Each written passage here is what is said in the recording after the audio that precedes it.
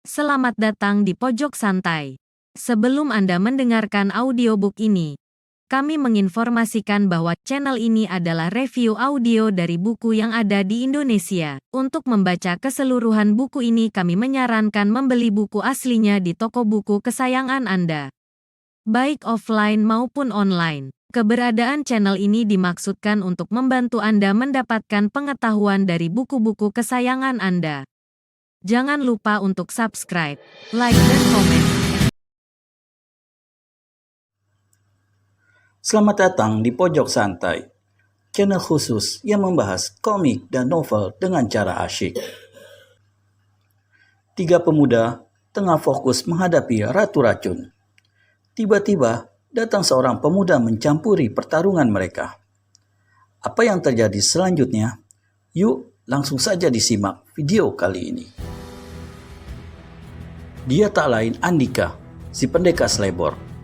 Urusan pendekar Slebor di desa Wadaswetan memang telah selesai. Dia telah mendengar seluruh kisah tentang peristiwa perampokan yang terjadi 18 tahun yang lalu. Menurut Ki Manik Angkeran, ada keluarga pendekar yang terbantai ketika peristiwa itu terjadi. Suami istri pendekar itu mati terbunuh dengan keadaan menyedihkan. Sedangkan 2 anaknya hilang tak tentu rimbanya. Anaknya yang perempuan berumur sekitar 7 tahun. Sementara yang laki-laki masih berupa bayi berusia sekitar 3 bulan. Seperti dugaan Andika, perampokan itu memang dilakukan Kranggaek dan kawanannya. Dan dugaannya semakin dekat pada kebenaran ketika mendengar tentang anak perempuan keluarga pendekar yang dibunuh kawanan itu. Dugaan Andika, ini pasti masalah dendam kesumat. Sayang, Andika lupa menanyakan nama keluarga pendekar itu.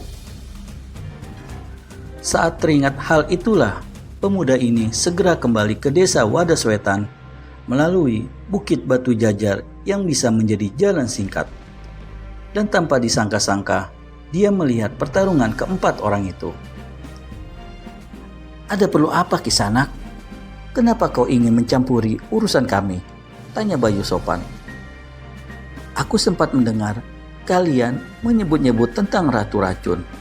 Apa kalian berurusan dengannya?" kata Andika. "Ya, memang benar. Kami ada urusan dengan ratu racun. Kini wanita itu ada di sini. Apa Kisanak punya sangkutan pula dengan dia? Kalau begitu, Kisanak datang pada saat yang tepat," tutur Sena, lelaki termuda dari Tri Jemeti Puspa. "Oh, tunggu dulu. Jangan tergesa-gesa begitu, Kisanak," serga Andika seraya melepas senyum bersahabat. "Aku memang ada sangkutan dengan wanita yang kau sebutkan barusan. Tapi kurasa aku tidak berurusan dengan wanita berpakaian serba hitam ini." Seketika ketiga lelaki itu bersama-sama menyipitkan mata. "Apa maksudmu, Kisanak?" tanya Bayu, mengungkapkan ketidakmengertiannya. "Ratu racun memang berpakaian serba hitam seperti juga wanita ini," kata Andika kembali. "Tapi... aku memang ratu racun," potong wanita itu. Sekarang giliran Andika yang menyipitkan mata. Digaruk-garuknya kepala meski tidak gatal. "Apa ada yang salah ya?" bisik pemuda itu membatin.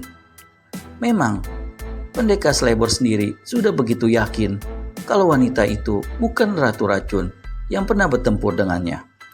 Ratu racun yang dikenal Andika berpakaian serba hitam dan mengenakan cadar merah darah. Sedangkan wanita ini biarpun mengenakan pakaian yang sama, tapi tidak bercadar. Apa mungkin ratu racun telah melepas cadarnya?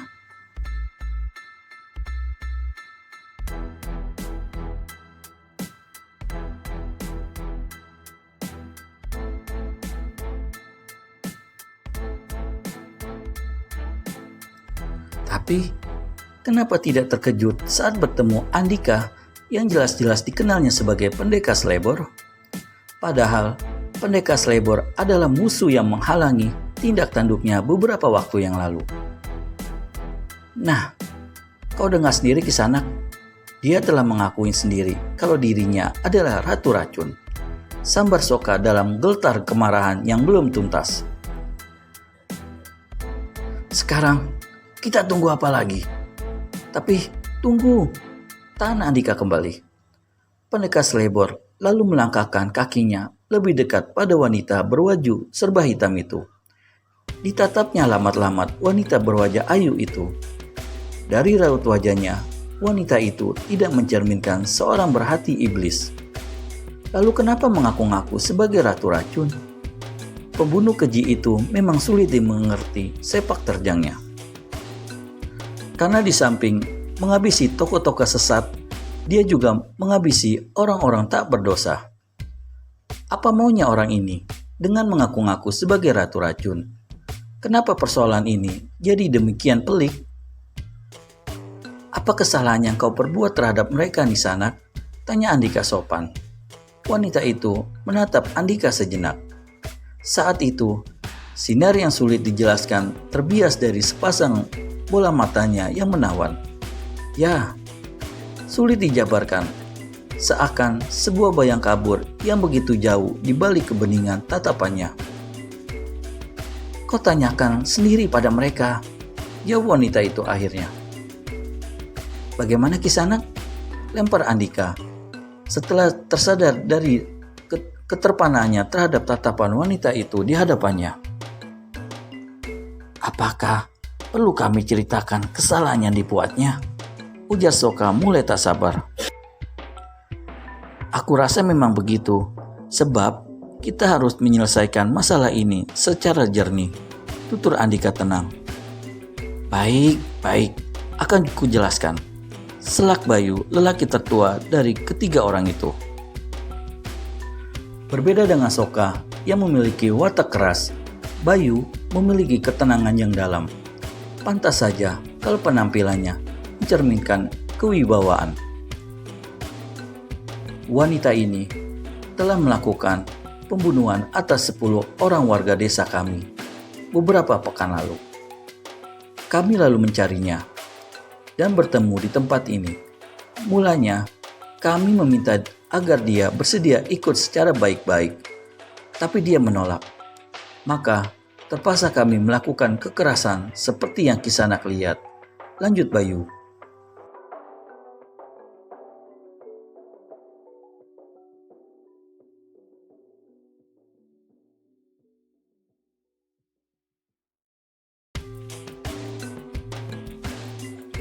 Benar begitu Nisanak? Tanya Andika mengalihkan pertanyaan pada wanita yang mengaku Ratu Racun. Aku memang Ratu Racun, tapi sungguh mati. Aku tak melakukan perbuatan apa-apa, seperti cerita mereka barusan, saut wanita itu datar. Nah, kini masalahnya jelas bukan? Kalian mungkin hanya salah paham, ujar Andika. Bagaimana bisa salah paham? Kalau pembunuh warga desa kami mengaku bernama Ratu Racun, Serga Sokka membentak. Bagaimana aku bisa mengakui perbuatan keji itu kalau aku tidak pernah melakukannya? Timpal wanita berpakaian serba hitam itu tak kalah gusar dengan nada membentak. Sokka mulai dibakar amarahnya kembali. Kakinya maju setindak untuk menghajar Ratu Racun. Untung Andika segera mencegahnya. Sabar Kisanak. Bujuk Andika sambil mengangkat kedua tangan. Aku merasa ada sesuatu yang ganjil dalam masalah ini. Telah 2 kali Andika berkata seperti itu. Pertama, diucapkan pada Ki Pati Geni. Dan kini, pada 3 pendekar Tri Cemeti Puspa. Namun, sampai saat ini Andika sendiri belum mendapat jawaban tentang keganjilan yang dimaksud. Sebelum melanjutkan ucapanmu, sudilah kiranya kau memberitahukan kami siapa Kisanak sesungguhnya, tanya Bayu di sela ucapan Andika.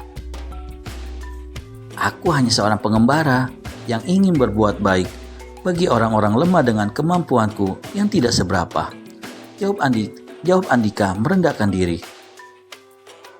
Gini saja, kita akan membereskan masalah ini dengan satu kepastian. Hilangkan kecurigaan, lalu kita mencari bukti-bukti nyata yang bisa memberatkan wanita ini atau malah membebaskannya. Untuk itu, pikiran harus tetap jernih dan hati harus tetap dingin. Bagaimana? Bukankah kita ini pendekar-pendekar terhormat yang menjunjung harga diri masing-masing? Bayu yang cukup bijaksana langsung mengangguki usul Andika, meski masih sedikit ragu dengan Andika sebenarnya. Sementara, kedua adik seperguruannya tak bisa membantah ketika Bayu selaku kakak seperguruannya menyetujui. Bagaimana denganmu Nisanak? Tanya Andika pada wanita di sisi kirinya. Sesaat, wanita ayu berhidung bangir serta bermata bulat menawan hanya menatap Andika lekat-lekat. Sedangkan Andika balas menatap. Kesempurnaan lekuk wajah Ratu Racun tiba-tiba saja menelusup ke relung hatinya yang terdalam. Dan pemuda itu hanya mendesah dalam hati. Siapa sebenarnya wanita ini? Andika mempertanyakan siapa wanita itu. Untuk kamu yang ikut penasaran dengan Andika, segera subscribe dan tekan tombol lonceng untuk mendapat notifikasi video terbaru dari kami. Terima kasih dan sampai bertemu kembali.